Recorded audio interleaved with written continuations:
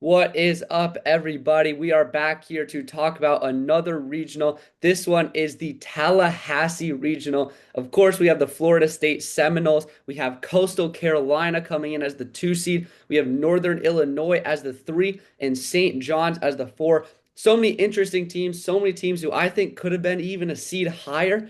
Very, very interesting stuff, and I can't wait to get into this one. Now, of course, I'm going to start with the Florida State Seminoles, who finished the year 38 and 17, 19 and 11 in the ACC. The biggest problem with Florida State, they had a really good start to the year, but they lost Miles Bailey and just haven't been able to figure it out. They've had moments where they just look absolutely terrible, at random moments. They had a terrible weekend against Stanford, and they have them all the time. I was actually at that Stanford game on Sunday that they got the sweep, and it was just really bad vibes within the Florida State program. However, there's so much to be, excited about if you're a Seminoles fan. They took down Virginia, they took down Miami, Wake Forest, NC State, some pretty solid series wins, which just shows that this Florida State team does have potential to compete to win this regional. Now, without Bailey, it's been tough to kind of get those bats going, but they do have Braden Dowd, who's done a pretty good job at maintaining that. They also have Wes Mendez, who has 117 strikeouts on the year. He's been unbelievable on the mound and has been the main reason that Florida State has still, competed to a certain extent. Now, the 2 seed in this conference is going to be Coastal Carolina. Obviously, one of the biggest programs in college baseball as a whole. They were just a couple games away from winning the national championship last year, finishing in second place. But this year, they've kind of struggled. 37 and 21, still had a good year. They're playing in the Sun Belt, which is a tough conference. They end up going 29 in that conference. But the biggest problem, Coastal is very, very cold right now. They've lost so many games as of recently. They just haven't been able to pick things up. Defensively, they're there. That's been there all season. But the reality is, if you can't score runs, you're not going to win games. And that's been the biggest issue for them this year.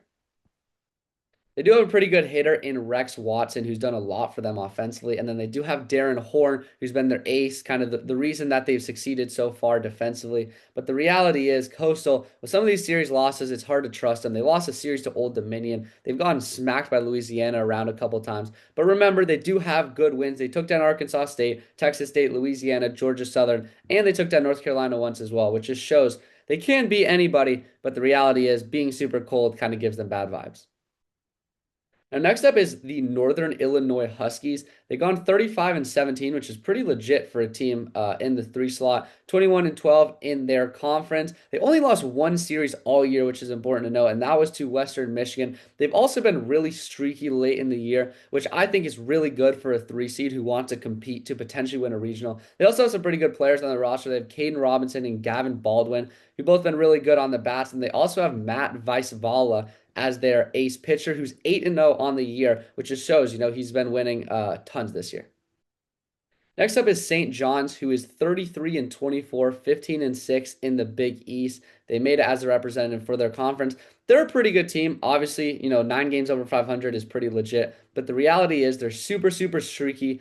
They figure it out at times, but other times they look terrible. And they've been slaughtered by everybody good. They have a bad series loss to Cal Baptist as well. And the reality about St. John's is every time they match up with a solid team, it doesn't really help them. I will say, though, Adam Agresti is their main hitter, power hitter, 17 home runs on the year. Pretty cool stuff. But unfortunately, when you're not able to beat consistent or even just have occasional games where you're taking down top teams, it's tough to pick them in a regional against some of these other really good teams.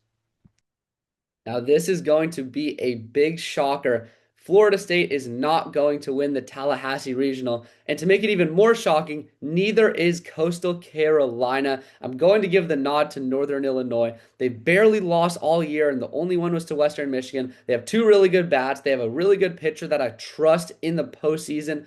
And they're really streaky, which is really important. You're going to need to be streaky if you want to overcome a couple good teams. Florida State they've had bad vibes around the program for a couple months now. Same thing with Coastal Carolina. It's hard to trust some of those cold teams. In Northern Illinois, I think due to the fact that some of these higher teams just haven't proven it to me, I'm going to pick NIU to go all the way.